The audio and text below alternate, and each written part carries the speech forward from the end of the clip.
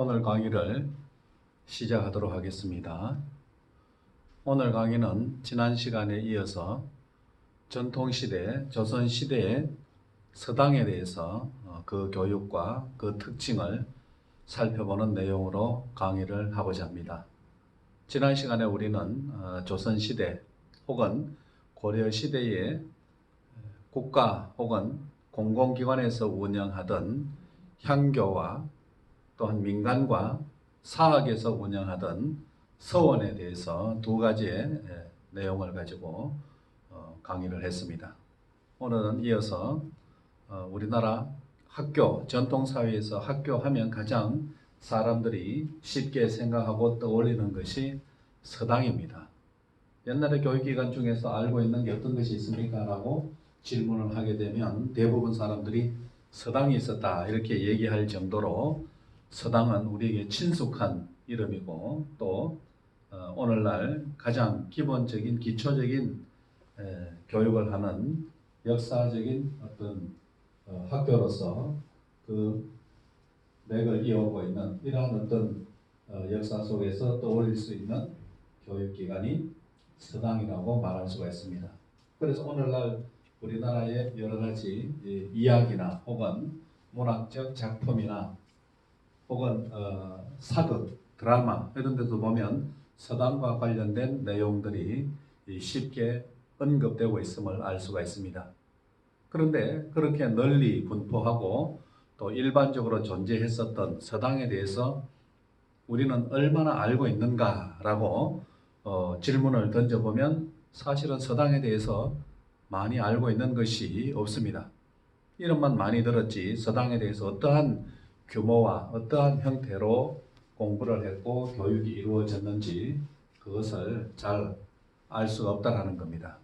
그래서 오늘은 서당에 대해서 자료를 중심으로 해서 그냥 일반적인 내용을 정리해서 누군가 정리한 내용을 그냥 단순히 우리가 암기하거나 단순히 공부하는 것이 아니라 자료를 통해서 서당의 내용과 서당의 특징들을 살펴보고자 하는 그와 같은 방법, 다른 말로 하면 역사적 방법을 통해서 서당에 대해서 살펴보고 그 의미와 그 특징을 알아내는 과정, 이러한 어떤 방식으로 오늘 강의를 진행하고자 합니다.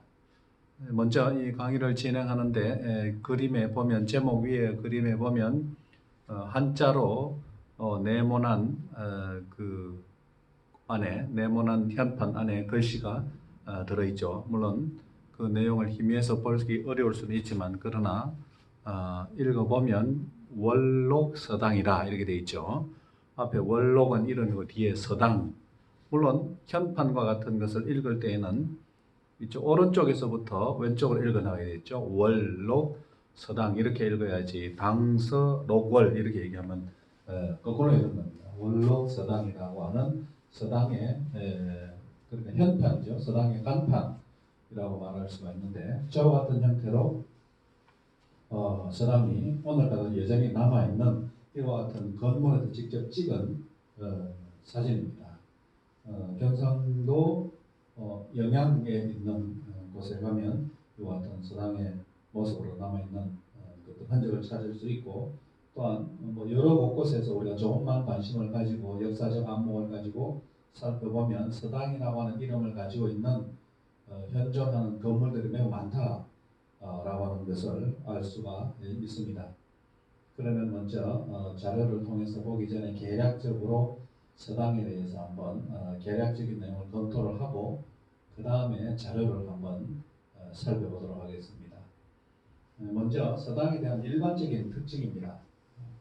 많은 교재들이나 혹은 역사적인 교재, 역사책 이런 내용에서 쉽게 찾아볼 수 있는 내용들을 정리하는 겁니다. 조선시대 중심으로 보면 조선시대 학교는 우리 지난 시간에 보았던 것처럼 사학과 관학으로 나눌 수가 있고 사학 그러니까 일반 민간 혹은 개인을 중심으로 해서 구성된 학교가 지난 시간에 보았을 때 서원이죠. 서원과 그 다음에 오늘 하게 될 서당, 이것은 사학교육기관에 해당되는 겁니다. 사립기관이죠. 그 다음에 사립기관에 달리 공교육기관, 국가에서 혹은 공공단체에서 운영하는 학교로서 성균관과 또 지방에는 향교가 있습니다. 그러니까 성균관은 그 가장 중심에 하나밖에 없고 중앙에 하나밖에 없고 각 지방에는 행정 단위별로 그 지방의 교육기관으로서 성균관의 모형을 축소해서 본떠서 있었던 것이 향교입니다. 그래서 사실은 성균관이나 향교나 그 구성과 그 의미는 비슷합니다. 다만 이름이 다를 뿐인데 성균관이라고 하는 교육기관은 중앙에 있다라는 거예요. 조선시대 같으면 한양에 있고 고려시대 같으면 개성, 개경에 있게 되는 거예요. 그리고 그 각 지방에는 각 지방 중심지를 중심으로 해서 행정관청 주변에 향교가 있는 겁니다. 그래서 성균관이나 향교에서 제사를 하고 교육하는 내용은 비슷한 유교적 내용을 중심으로 해서 교육을 합니다. 이러한 것들이 이제 관학, 공공기관에서 운영하는 학교에 해당되는 겁니다. 그래서 사학과 관학으로 분류하면 이렇게 분류할 수 있고, 그 다음에 지방에 있느냐 중앙에 있느냐 이런 기준으로 보자면 지방에 있었던 학교 교육기관은 서당이 지방에 있는 거고, 그 다음에 서원도 지방에 주로 있고, 향교도 주로 지방에 있었던 각 지역에 있었던 교육기관이라고 말할 수가 있고, 중앙에는 주로 성균관, 조선시대 가게 되면 또 각 동서남북으로 사학 이렇게 나뉘어져 있었던 이런 어떤 교육기관이 있었습니다. 그런데 오늘 이제 우리가 살펴보게 되는 것은 그 중에서 서당에 초점이 있습니다. 서당은 우리가 익숙하게 알고 있는 것과 마찬가지로 소규모의 작은 단위로 민간에서 쉽게 운영할 수 있는 이와 같은 성격을 가지고 있는 교육기관입니다. 그러니까 숫자로 보자면 여러 개의 학교, 여러 개의 교육기관이 있었지만 조선시대나 혹은 전통시대 역사적으로 가장 숫자가 많았던 교육기관이라고 하면 서당이라고 말할 수가 있습니다. 가장 널리 존재했었던, 그러니까 향교는 행정 단위별로 있었다라고 한다면 서당은 마을별로 있었다 이렇게 생각하면 되는 겁니다. 마을별로 있었던 소규모의 교육기관, 그러니까 얼마나 많이 존재했었는가라고 하는 것을 우리가 생각해 볼 수 있습니다. 그러니까 소규모 기관으로서 마을마다 자녀들을 교육하는 기관으로서 존재했기 때문에 가장 기본적인 교육, 가장 모든 사람이 알고 있어야 될 일반적인 교육, 이러한 것들을 담당하던 교육기관이라고 말할 수가 있습니다. 기초적인 학습 혹은 일반 교육이라고 하면 특별한 사람들에게만 요구되는 교육이 아니라 보통 사람들이 대부분 알고 있어야 할 상식적이고 기초적인 어떤 내용, 지적 내용, 이러한 것들을 우리가 일반 교육이라고 부릅니다. 그러한 것들을 담당했다.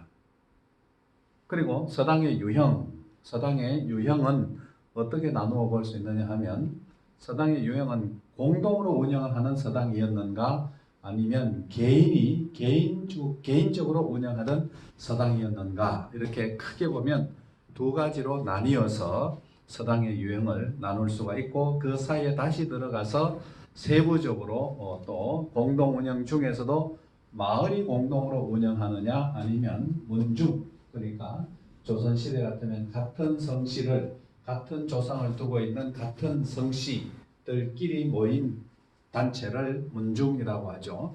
그래서 그 같은 조상을 둔 같은 성씨들이 마을을 이루어서, 동족 마을을 이루어서 서당을 운영했다면 그것은 마을에 있었지만 한 문중, 가문 중심이기 때문에 그것은 문중서당이다 이렇게 말할 수가 있는 겁니다. 그러니까 공동 운영이라고 하는 점에는 같은 특징이지만 그 공동 운영의 주체가 누구인가에 따라서 마을 중심이냐, 마을 중심이라고 하면 동족, 같은 집안은 아니죠. 그냥 같은 마을에 살고 있는 여러 다양한 집안이 모여서 공동으로 운영하는 마을서당, 아니면 한 집안에서 자기 집안의 자녀들을 교육한다고 하면 어떤 문중이 운영하는 공동 운영 이렇게 되는 거죠. 그래서 조선시대 오늘날 남아있는 사실은 서당이라고 하고 있는 그러한 건물을 보면 사실은 그것은 개인적이거나 또한 마을 단위보다는 한 가문 혹은 한 문중에서 운영하던 이와 같은 서당들이 오늘날까지 남아있는 경우가 많이 있다라는 겁니다. 그런데 이제 서당이라고 할 때 이 서당이라고 하는 것의 성격이 또 개인적으로 운영하는 경우도 있었습니다. 규모는 물론 마을이나 문중에서 공동으로 운영하는 것보다 더 작아지는 거죠. 개인적으로 아주 소규모로 자기의 사랑방에다가 학동들을 불러서 가르치는 소규모의 서당, 개인적인 운영의 서당, 이와 같은 서당도 있었다라는 사실이죠. 이렇게 크게 두 가지로 분류를 할 수가 있고, 그 다음에 서당에서 우리가 한 가지 기억해야 될 사실은 우리가 알고 있는 소규모의 널리 일반 서민들 자제까지 가서 공부할 수 있는 그와 같은 서당이라고 하는 교육기관이 있었는 반면에 우리 지난 시간에 서원에 대해서 공부할 때 서원이 너무 많아지니까 서원을 국가에서 강제적으로 공권력을 동원해서 문을 닫게 하는 정책이 진행되었습니다. 그래서 서원 철폐령이라고 하죠.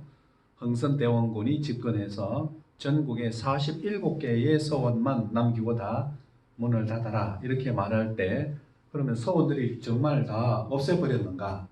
그렇게 하지 않고 서원이라고 하는 이름을 서당이라고 하는 이름으로 바꾸어 버립니다.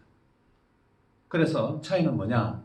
서원은 교육을 하는 동시에 서원은 그 서원을 대표하는 인물에 대해서, 훌륭한 인물에 대해서 제사 지내는 기능이 있었죠. 그런데 서당이라고 하면 그 제사 지내는 기능은 생략하는 겁니다. 단지 가르치고 교육하는 기관이다 이렇게 얘기를 하는 거예요. 그러니까 서원의 전체적 기능을 수행하지 않고 가르치는, 교육하는 기능만 수행을 할 때 이름을 바꾸어서 서원이라고 하지 않고 간판을 바꾸어 버립니다. 그래서 무슨 서원이 아니라 무슨 서당 이렇게 이름을 바꾸어서 서당이라고 하는 이름으로 존재했었던 이러한 형태의 서당도 있었다. 그러니까 서당의 유형과 종류가 매우 폭넓은 개념이지 우리가 상식적으로 알고 있는 아주 간단한 일반 서민들이 가서 쉽게 천자문을 공부하는 그와 같은 형태의 단 한 가지 유형으로 서당이 존재했었던 것은 아니다라는 것을 기억을 할 필요가 있겠죠. 서당에서는 그러면 어떤 교육을 했는가? 교육의 영역을 먼저 어떤 영역이 있었는가 하면 세 가지로 볼 때, 첫 번째는 강독. 우리 지난번에는 강의라고 하는 교육 방법에 대해서 얘기를 했었죠. 읽고 암송하고 뜻을 풀이하고 묻고 대답하고 이러한 어떤 과정, 그것을 강독, 읽고 암송하고 해석하는 이와 같은 방법으로 유교의 경전을 주로 가르치고 배우는 이와 같은 영역, 그것이 강독이라고 하는 영역입니다. 그다음 두 번째는 자기가 알고 있는 지식과 문장력을 동원해서 한문으로 문장을 작성하는 겁니다. 시를 쓰기도 하고 논술적인 글을, 논리적인 글을 쓰기도 하고 이와 같은 것들이 이제 제술이라고 부릅니다. 강독과 제술이 대표적인 서당 교육의 기능이죠. 왜 강독과 제술이냐? 이것은 우리가 다음 시간에 계속해서 강의하게 될 내용 중에 하나인데, 과거 시험과 밀접한 관련이 있게 됩니다. 과거 시험에서 무엇을 시험 치느냐? 유교의 경전에 대해서 얼마만큼 잘 알고 있는가? 그리고 유교의 경전에 대해서 그 내용을 잘 논리적으로 얼마만큼 문장을 작성할 수 있는가? 혹은 국가적으로 중요한 문제에 대해서 자기의 견해를 논리적 문장으로 잘 작성할 수 있는가 없는가? 그리고 공적인 문서를 잘 작성할 수 있는가? 그러니까 과거 시험에서 치는 내용이 주로 강독과 제술에 관련되어 있다는 이 두 가지를 가지고 과거 시험을 치게 됩니다. 그러니까 교육의 영역에서도 시험 제도와 교육의 내용이 서로 항상 잘 이렇게 연결되어 있죠. 오늘날에도 시험에 나오는 내용을 중심으로 해서 학교에서 가르치고 배우니까 시험 제도와 교육의 내용이 이렇게 서로 밀접하게 연결되어 있는 겁니다.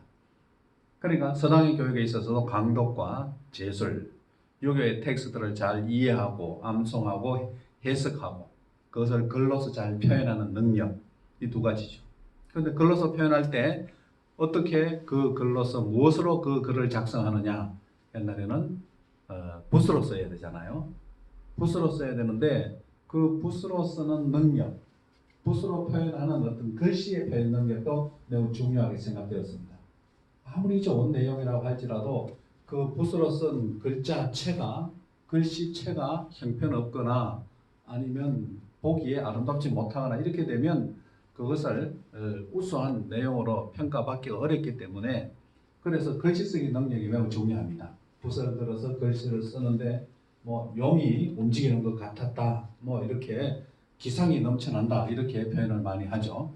그러니까 이러한 글씨 쓰기, 한자로 글씨 쓰기, 붓으로 글씨를 쓰는 이와 같은 능력도 매우 중시되었기 때문에 서당에서는 습자라고 하는 영역, 그래서 글씨 쓰기 영역도 매우 중요한 그러한 교육의 능력이 되었다 이렇게 볼 수가 있는 것이 이 세 가지가 교육의 영역입니다. 그러면 이제 자료를 한번 서당에 관련된 자료를 통해서 한번 해석하는 연습을 계속해서 해보도록 하겠습니다. 우리가 잘 알고 있는 서당과 관련된 자료입니다.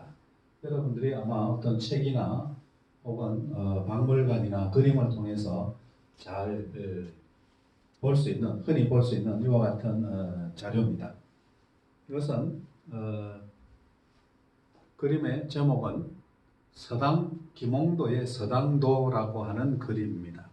서당에 관련된 그림이기 때문에 그냥 우리는 서당도다 이렇게 부르는데 이 자료를 보면서 서당에 관련된 모습을 우리는 구체적으로 글씨로서가 아니라 우리의 시각적으로 마치 서당에서 이루어지고 있는 교육의 장면을 우리가 관찰하는 입장에서 이 그림을 볼 수 있다라고 하는 것이죠.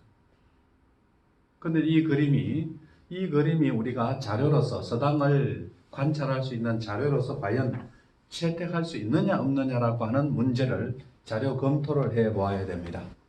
분명히 그림을 보면 우리가 가르치는 사람이 있고 교재도 있고 배우는 학동들도 학생들도 있습니다. 당연히 교육과 관련된 그림이다. 김홍도의 서당도라는 사실을 모른다라고 할지라도 일단 보면서 우리는 이것은 서당 교육과 관련된 역사적인 어떤 그림이다라는 생각을 당연히 할 수가 있겠죠. 그러나 우리 역사적인 어떤 자료를 통해서 볼 때는 먼저 자료 검토를 명확하게 해보아야 됩니다. 그래야 어느 시대 또한 무엇에 관한 내용인지를 우리는 그 자료의 엄격한 분석을 통해서 엄밀하게 해석을 할 수 있기 때문입니다. 먼저 우리는 이것이 김홍도의 서당 그림이라는 사실을 일반적인 사실로 우리가 확인할 수가 있습니다. 그러면 김홍도가 어느 시대에 언제쯤 이 그림을 그렸을까라는 것이죠. 만약에 김홍도가 있었던 시대를 정확하게 파악을 하지 못한다면 서당에 관한 그림은 맞기는 맞는데 언제 이야기인지 알 수가 없다. 이게 고려 시대인지 조선 초기인지 조선 중기인지 아니면 조선 후기인지 언제인지 알 수가 없다. 그러니까 역사 자료에서 중요한 것은 연대 추정이라고 했죠. 연대 추정을 해야 됩니다. 연대 추정은 우리가 할 때 김홍도가 18세기 사람이니까 지금부터 1700년대의 사람이니까 18세기 사람이니까 이것은 김홍도가 그린 그림으로서 18세기 서당에 관련된 장면을 보여주고 있는 것이다. 이렇게 대략적으로 몇 년, 몇 월, 며칠은 알 수가 없지만 대략적으로 한 세기 정도는 이 자료를 추정할 수가 있다는 거예요. 20세기도 아니고 21세기도 아니고 15세기도 아니고 18세기 김홍도가 살았던 시대니까. 그래서 김홍도가 살았던 시대를 통해서 우리는 연대 추정을 합니다. 그리고 그 다음에 그림이라고 하더라도 모든 그림이 다 역사적인 자료가 될 수 있는 것은 아닙니다. 만약에 상상을 해서 실제 역사적 사실, 생활 현실이 아니라 개인이 그냥 상상을 해서 상상화를 그렸다면 그것을 가지고 우리는 역사적 사실에 대해서 무엇라고 말할 수 없을 겁니다. 그러나 김홍도는 그림을 그리는데 어떤 특징이 있었느냐 하면 김홍도는 그림을 그리되 상상이 아니라 사실적 묘사죠. 있는 그대로의 사실을 보면서 실제적인 내용을 묘사하는 장면이에요. 그러니까 우리가 지난 중간고사 이전에 철학적인 어떤 화풍으로 철학적인 입장에서 보자면 김홍도는 사실주의에 입각한 화가입니다. 사실주의죠.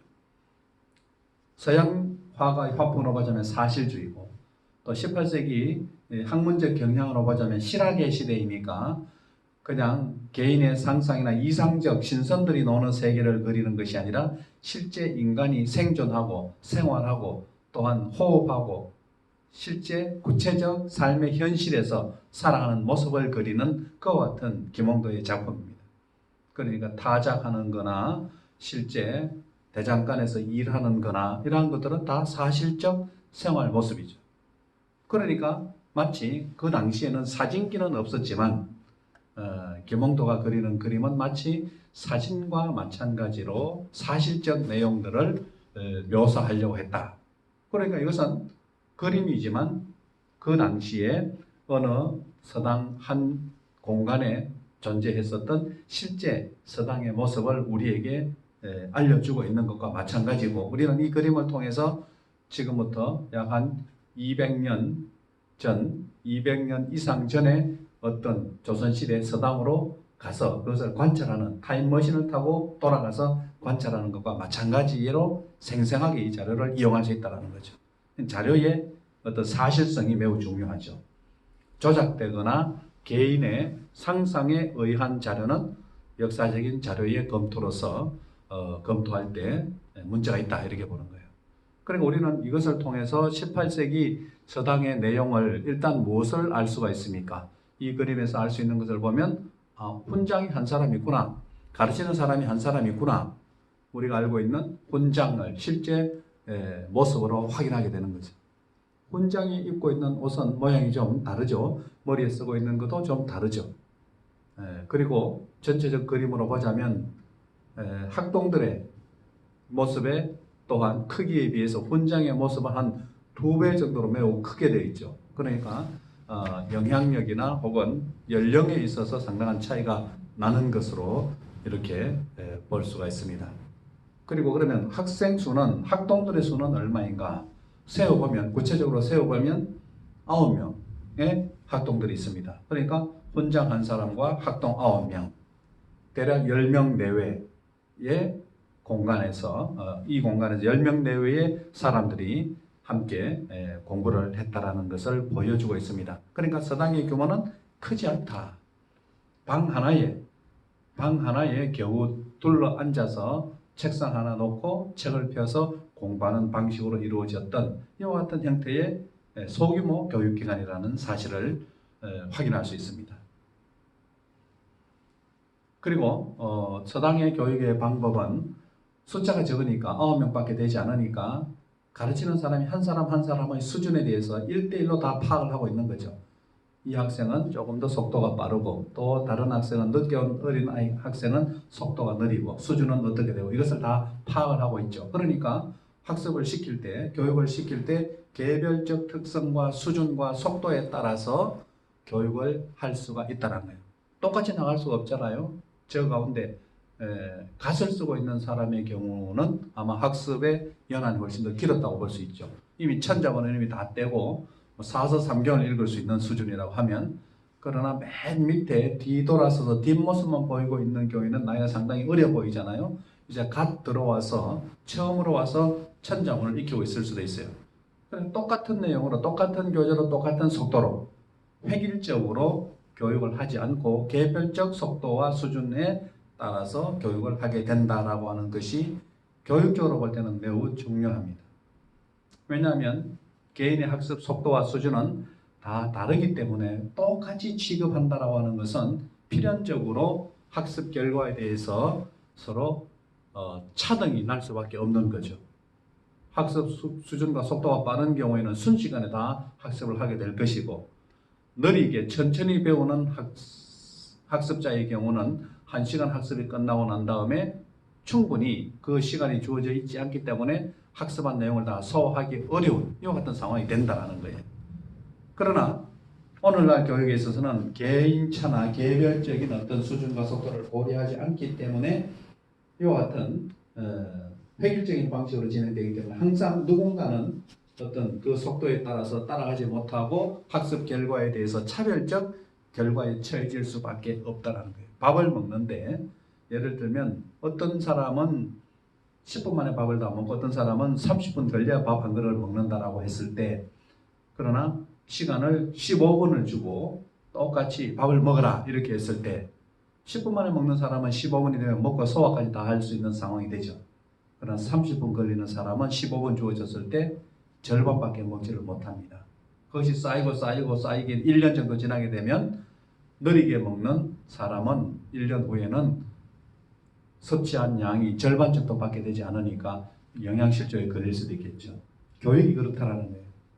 똑같다라고 가정을 하고 획일적으로 교육을 진행했을 때 이와 같은 학습 결과에 대해서 차등적 결과가 초래될 수밖에 없다. 그러나 개별화 교육은 서당의 방식으로 소규모 그룹에 있어서는 학습 수준을 속도를 조절하면서 할 수 있다라고 하는 장점이 있는 거죠. 그리고 혼장인 모든 학생들을 다 알고 있기 때문에 인격적인 어떤 터치까지를 할 수 있게 되겠죠. 인격적인 것과 혹은 상호, 먼저 배운 사람과 나중에 배운 사람들이 소규모 집단 활동을 통해서 먼저 온 사람이 늦게 온 사람들을 가르칠 수도 있죠. 서로 상호 학습도 가능하게 되는 규모와 또한 방법이다. 그것을 통해서 18세기 서당의 특징을 우리는 그림을 통해서 읽어낼 수 있다는 것이죠. 이 서당도에서 우리가 질문을 좀 더 던지면서 역사적인 방법으로 이것을 파악을 하려면 서당도에서 알 수 있는 서당교육의 특징은 무엇일까? 이런 질문을 던지고 그림을 계속해서 관찰하는 겁니다.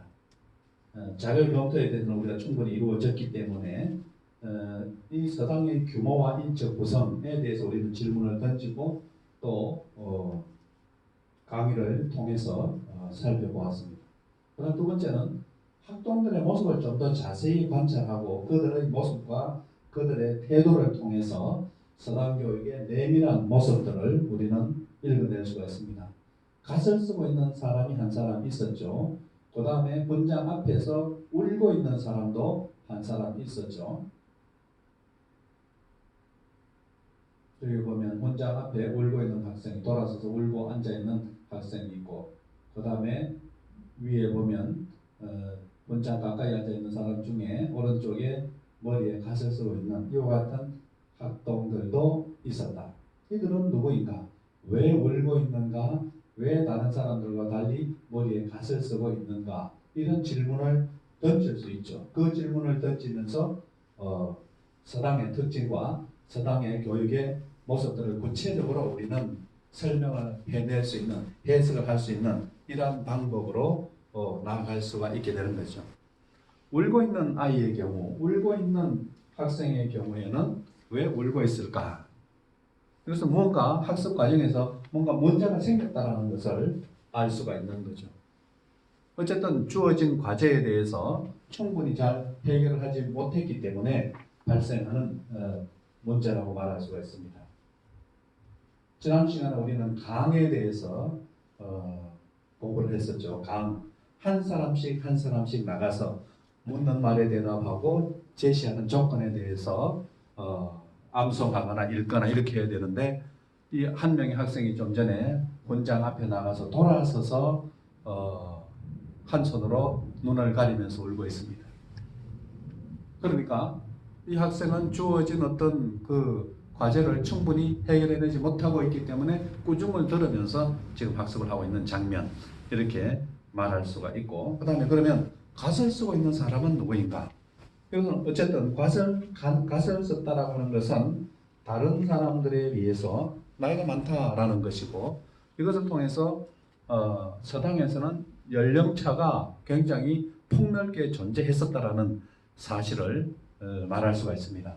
그러니까 연령대가 오늘날처럼 비슷한 규모의 비슷한 나이대에 구성된 어떤 학급의 경우가 아니라 이와 같이 다양한 연령대에 따라서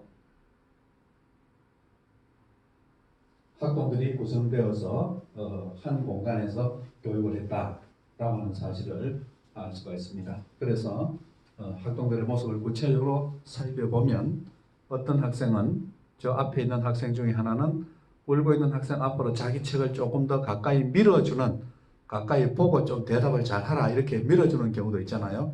이 울고 있는 학생의 책은 어디에 있습니까? 이 학생의 등 뒤에 있죠. 훈장 앞에.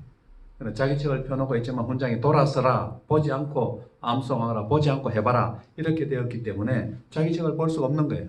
그래서 그 친구가 여기에다 이렇게 자기 책을 손으로 좀 내밀어서 그 학생에게 보여주고 있는 거죠. 그래서 한쪽으로는 눈을 가리고 있지만 한쪽에 눈을 떠서 그 책의 내용을 보면서 아마 더듬더듬 대답을 하고 있겠죠. 그 뒤에 훈장은 불호령을 내리고 있는 거죠. 왜 공부를 제대로 해오지 않았는가? 왜 대답을 제대로 못하는가? 이런 불호령을 내리는 이와 같은 상황, 이와 같은 장면에서 서당 교육이 이루어지고 있다는 사실을 먼저 우리는 김홍도의 서당도를 통해서 확인을 할 수가 있었습니다. 그 다음에 잠시 서당 여기까지 하고 이어서 잠시 쉬었다가 계속해서 서당 자료를 통해서 계속 강의를 진행하도록 하겠습니다.